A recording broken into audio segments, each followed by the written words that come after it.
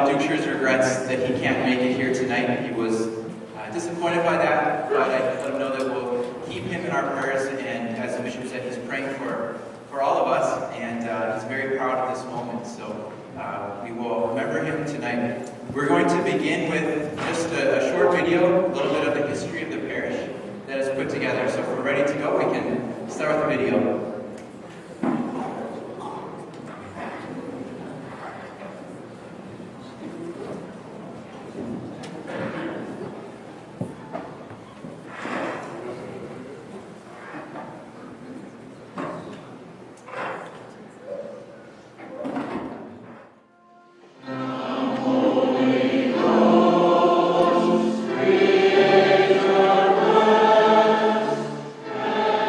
Having started our parish with only the vision of a new parish, we can be very proud of what we have accomplished since 1995. God, through the intercession of Saints Anne and Joachim, has blessed us and given success to the work of our hands.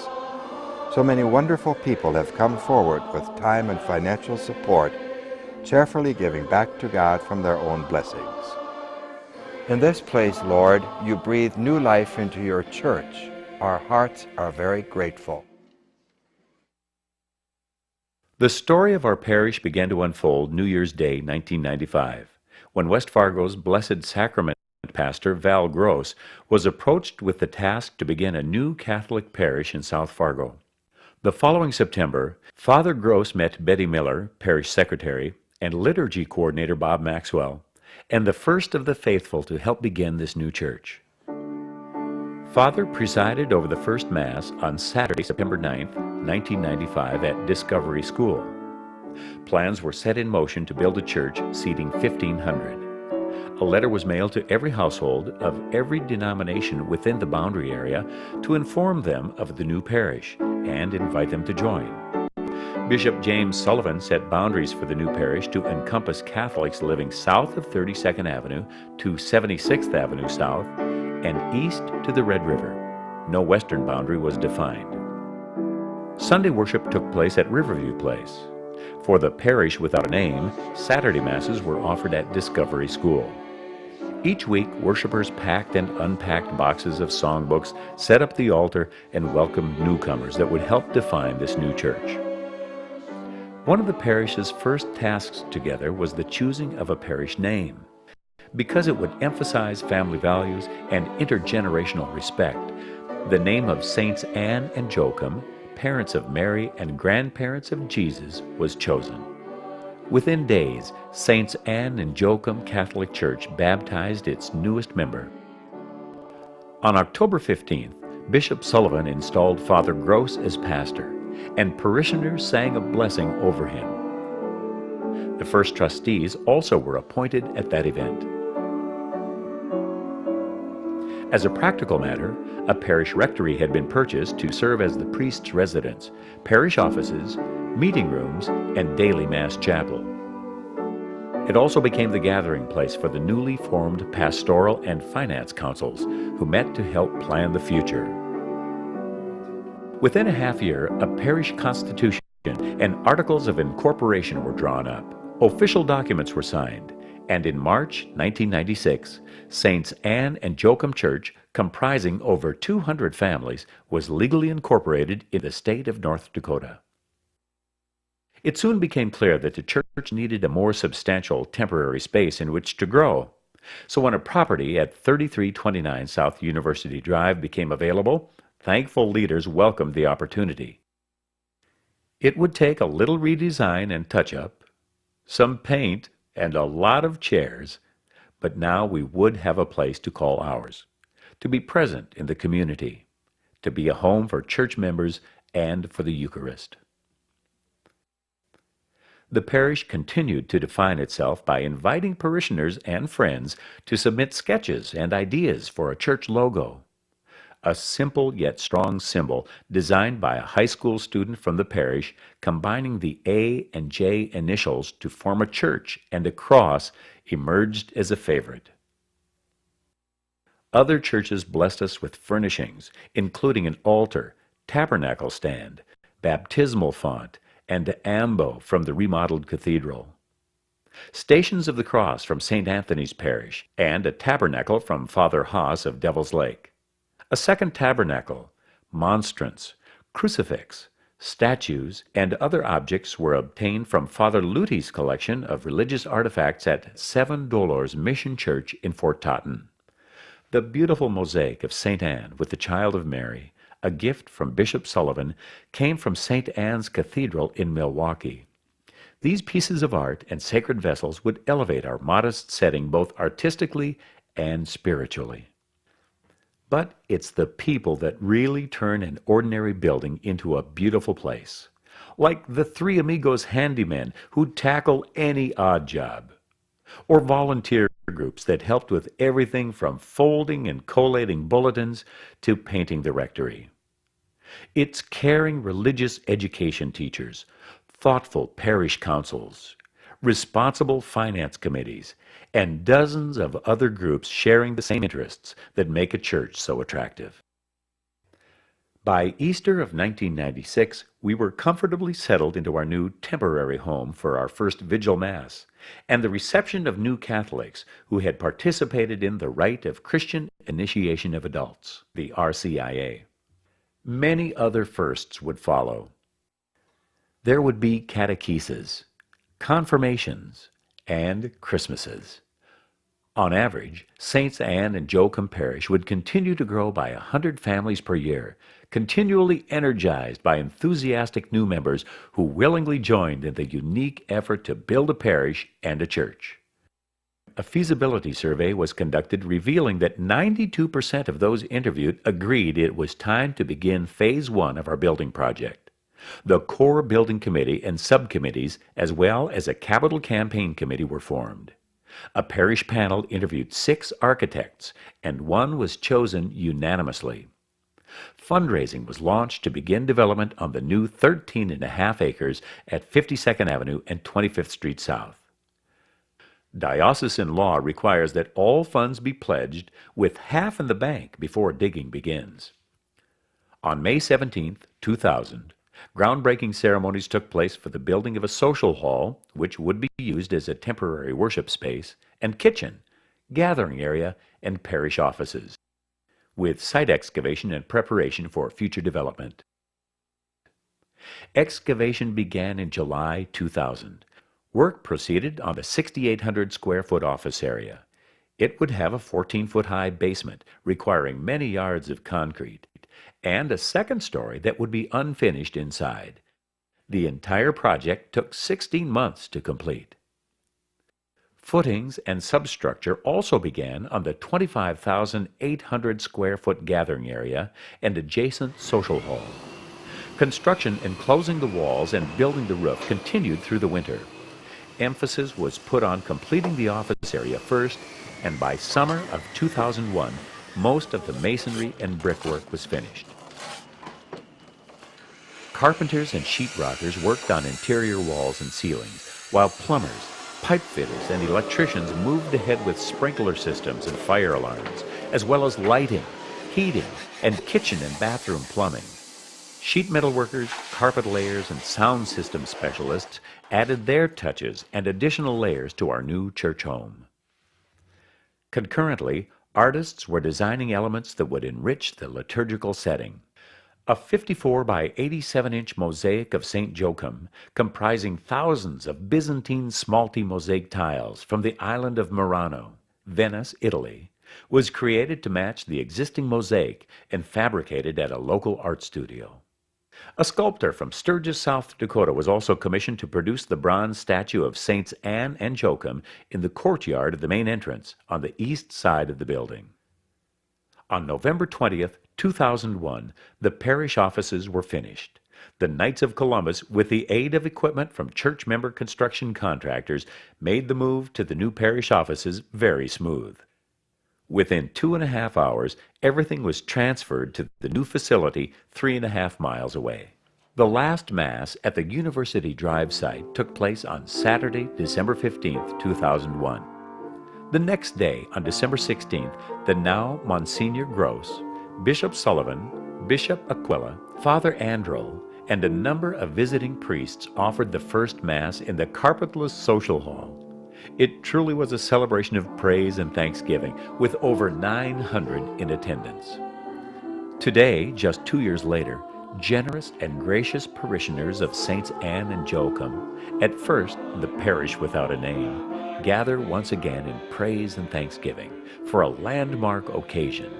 To end Phase 1 with the burning of the mortgage and to begin Phase 2, the building of a church. What a fitting, glorious way to christen the beginning of Phase 2, the worship space of Saints Anne and Joachim Catholic Church in Fargo. Praise and blessed be God forever.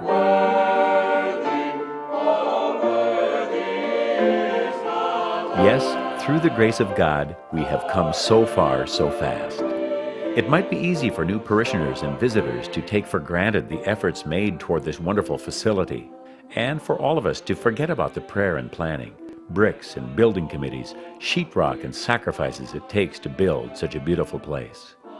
Now that church life at Saints Anne and Joachim is no longer makeshift, it might be tempting to think the work is done. There may not be a sense of urgency to proceed with the building of a church. But, in fact, before us now is the greatest challenge, building the church itself. To be able to do this, all parishioners will be expected to participate through prayer, moral support, and financial sacrifice. Without these three components, the new church will never be built and paid for. What an awesome and exciting opportunity to build a house where heaven and earth meet. Please join us, the people of Saints Anne and Joachim Catholic Church, as we launch Phase 2 to glorify and praise His holy name.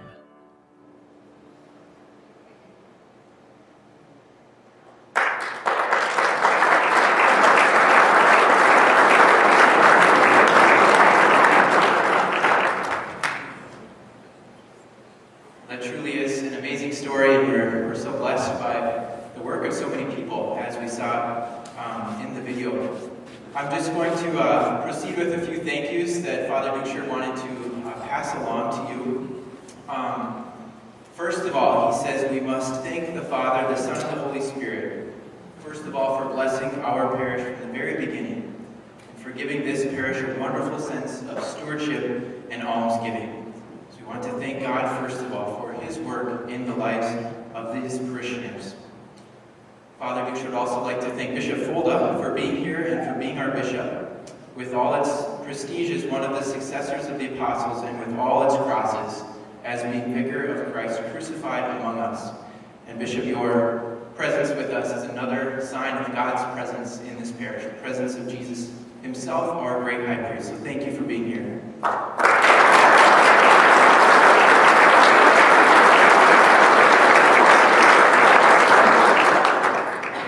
Father Ducher does want you to know, Bishop, that it's your parish, and that we hope you're pleased with it and proud of it, and it can be a source of consolation for your time here as our shepherd.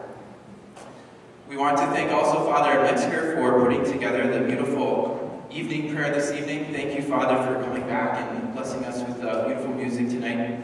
To the Schola, who made this music come to life for us and led us in worship and praise in evening prayer.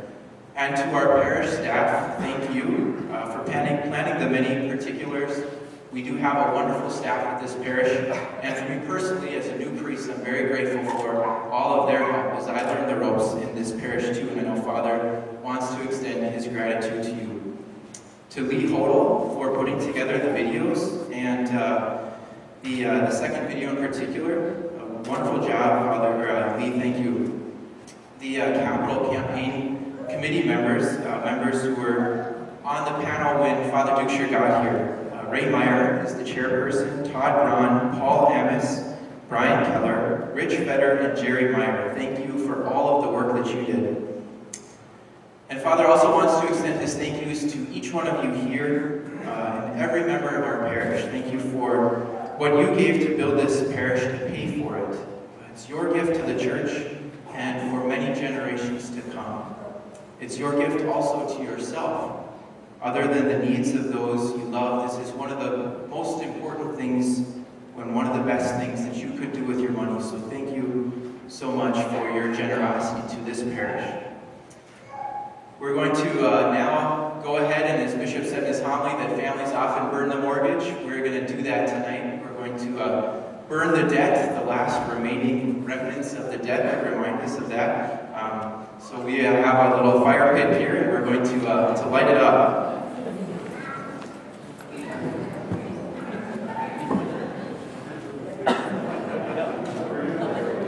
A little different than a home mortgage, isn't it?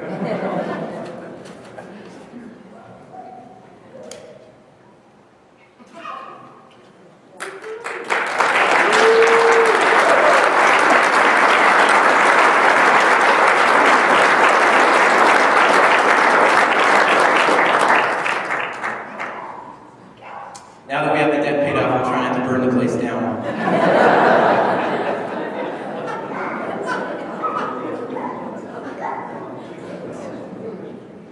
It's really cracking.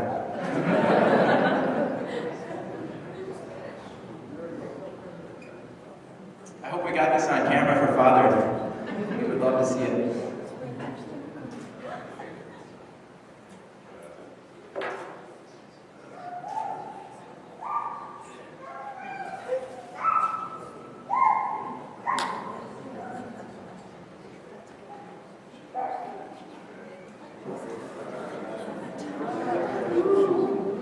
Now that's a funny.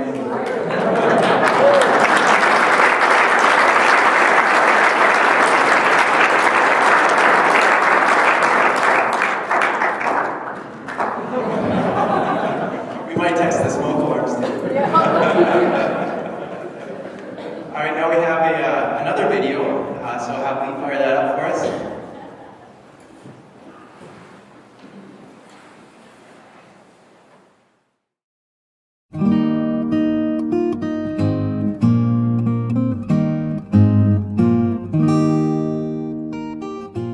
The year was 2005.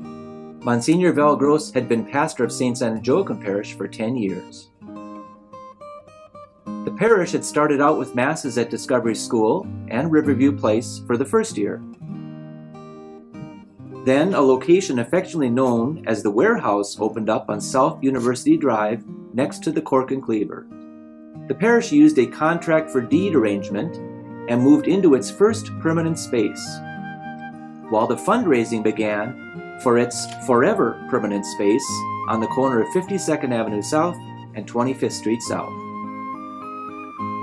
In December of 2001, the parish moved into its newest and forever home, and masses began in what is now the Holy Family Social Hall for the next 9 years, as fundraising began for what it was called Phase 2, the church itself. But Monsignor Gross's health took a decided turn for the worse. He had done so much in the first 10 years of the parish's life. In August of 2005, Monsignor Val Gross resigned as pastor of St. Joachim due to health concerns. He retired to North Fargo and eventually moved back to Napoleon, North Dakota, where he was born and raised and currently residing. Our parish will never be able to repay him for all he did. Without Monsignor Gross, our parish would not be as it is. Who would be the second pastor of St. Joachim? Who would continue the hard work and effort of Monsignor Gross? How about this man? Look at this baby priest. Bishop Aquila picked a past parochial vicar of St. Joachim, Father Brian Bachmeyer, to return to the parish and continue the work of pastoring this parish and building its new church. Father Brian Bachmeyer had been an engineering student at the University of North Dakota, and his great desire for beautiful sacred architecture and art, with a sense of the history and heritage of the church, made him a perfect fit to move the parish forward in its task of designing and bringing the vision of Monsignor Gross for the parish to its fruition. Father Bachmeyer went to work immediately. He had a much bigger parish to pastor than Monsignor Gross had begun with, thanks to Monsignor's great efforts in building up the parish itself. And he began, with the help of many parishioners and parish committees and the official architect Zerberg of Fargo, to design a church. A church design began to take shape. It would be grand and monumental. The groundbreaking took place with Bishop Aquila on April 30th, 2008.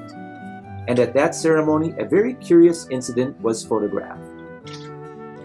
The first 3 pastors of the parish all came together, not knowing what the future held for each of them. Months passed by, and the winter of 2008-2009 came and went. The inside of the church began to take shape. There would be side shrines to finish,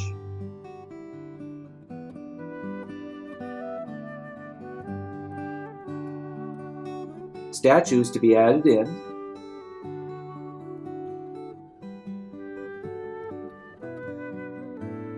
stained glass windows to be made and installed. Even the tabernacle would be made just for this particular church. And then, another pastoral change. This fine young priest, ordained in 1990, would become the 3rd pastor of St. San and Joachim in December of 2009. 2 months after Father Paul Dukscher arrived, the big day arrived. February 11th, 2010. Bishop Aquila came to our parish and dedicated our new church and offered its first Mass. Then the daily life of the parish began as now something normal in the new church. From week to week, Masses were offered in both the main church and the Magnificat chapel. The parish got its social hall back.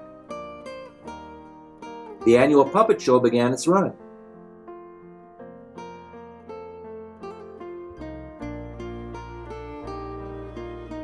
As well as the Christmas dinner theater.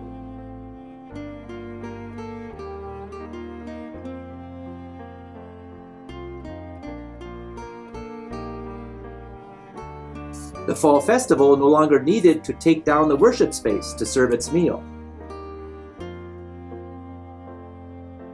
as well as using the gathering space area, which no longer needed to be the social hall.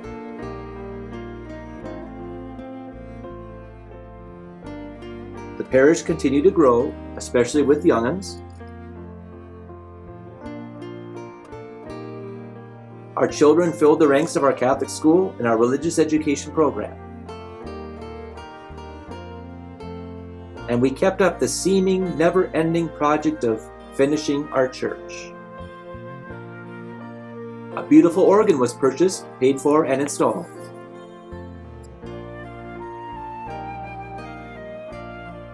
Shrines completed and statues placed in them. And it was time to even put up an outdoor picnic shelter for some great warm weather parish events.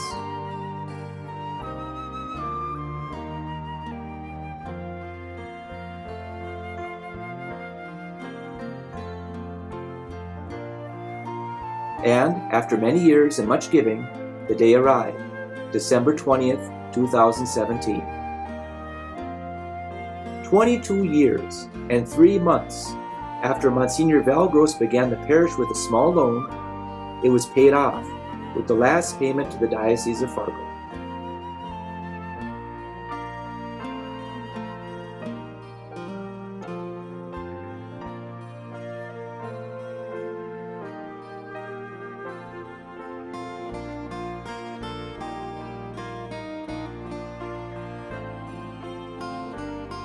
There will always be room for some expansion and renovation as the years go by, and continued maintenance for such a big parish physical plant. But now, our parish is ours. Our family of families has built and paid for it. We move forward now with the people of God of St. San and Joachim into the future, doing our best to make real all the blessings the Father wishes to give us through this parish. Monsignor Gross's favorite scripture passage is well put, as we have finished the work of building and paying for this parish. Be still and know that I am God. May our stewardship of this parish continue as we move forward to serve the generations to come of people who come through our doors.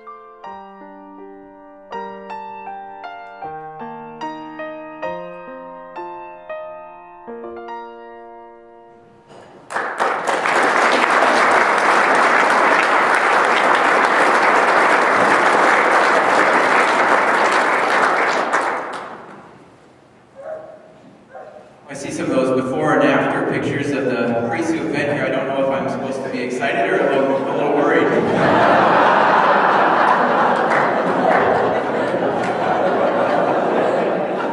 I would say most of them turned out okay.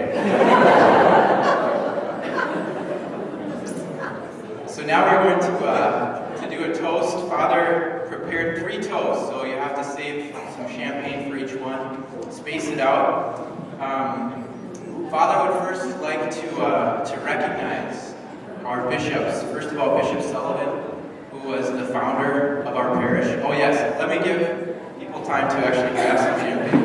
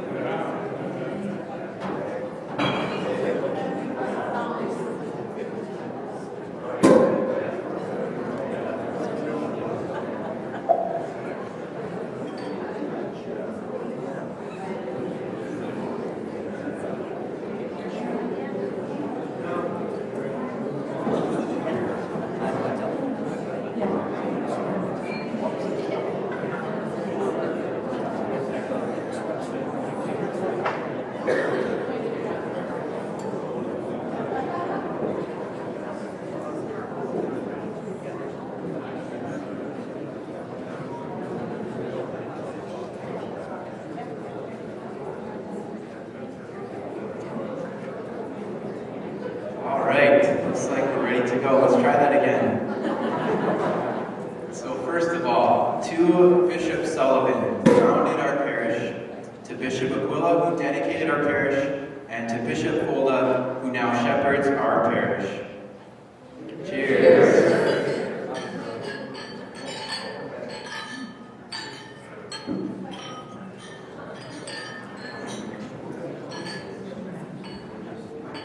And secondly, we want to recognize the Capital Campaign Committee, who took to heart this pearl of wisdom that Monsignor Gross was heard to say.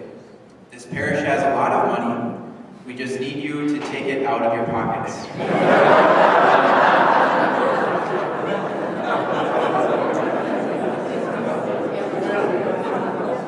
And this campaign committee certainly did do that with grace and charity. And in the midst of which these buildings we call our parish home, we now celebrate. Cheers.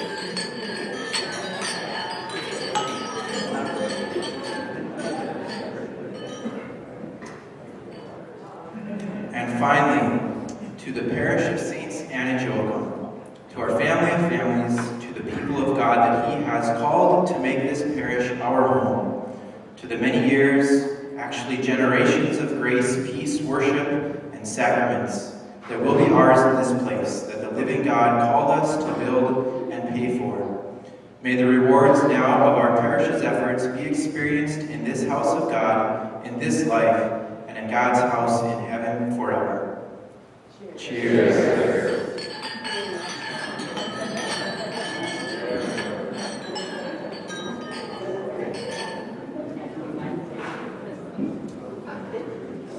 I would like to invite up Bishop Hoedl to come and give us his final blessing. And yesterday, when I was visiting Father Duscher, he made a little wisecrack. I'm sure you're all surprised. Bishop told us in his homily today that Father told him to preach short. And I think the reason why he did that was because he knew that he could make up the ground.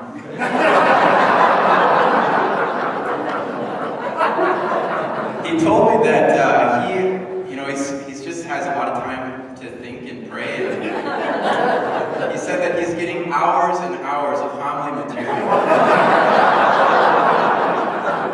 So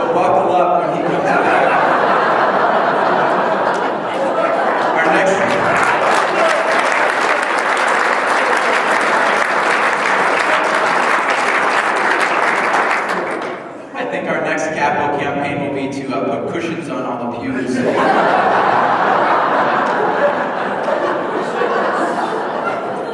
Bishop, we are grateful to have you here. Please offer us your blessing.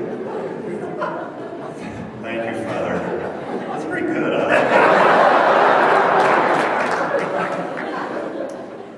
It really is a joy to celebrate this occasion with you. I suppose it would be, after all those toasts, it wouldn't be appropriate now to like smash our glasses or something. That would set Father Ducher up. No, it's a real joy to be here with you. You know, when I was ordained as Bishop of Fargo, the night before my ordination, I know some of you were here, we had the Vespers, the solemn evening prayer celebrated here at St. Anna Joachim. And I had friends certainly friends and family from Nebraska, but also priest friends and many others from around the country, and a number of priests from out east where I went to the seminary. And one of my priest friends said, and you know, this was not an idle compliment, he really meant it. He said, "This is the most beautiful, newly built church he had ever seen," and he'd seen a lot of them. So I think that's really a tribute, I think, to the generosity and the vision and just the dedication that you all have to your parish, that you've created a beautiful house of God. More importantly, as I kind of mentioned in my homily this evening, the house of God is really the people of God. The building is ancillary to that. Obviously, we're very happy to have this facility. It's a great blessing to us, to you. But you're the house of God, you're the people of God, and that's really where God's action takes place. So keep that house growing and vibrant and alive and generous, and go out and welcome others into that family. As I said, it's a blessing that we want to share with everybody, right? So, okay, I've talked enough. You heard me already give one homily. I'm getting Father Ducheritis or something here. So we'll just do a final blessing. In the name of the Father, and of the Son, and of the Holy Spirit. Amen. Father in heaven, once again, our hearts are filled with gratitude at the many ways that you have blessed this parish family of Saints Anne and Joachim. We pray that you will continue to grace us with all of your blessings into the future, so that many, many generations will experience the blessing of being a part of this parish, a part of your holy church, your holy people. May the blessing of Almighty God, the Father, and the Son, and the Holy Spirit come upon you and remain with you forever. Amen. God bless you.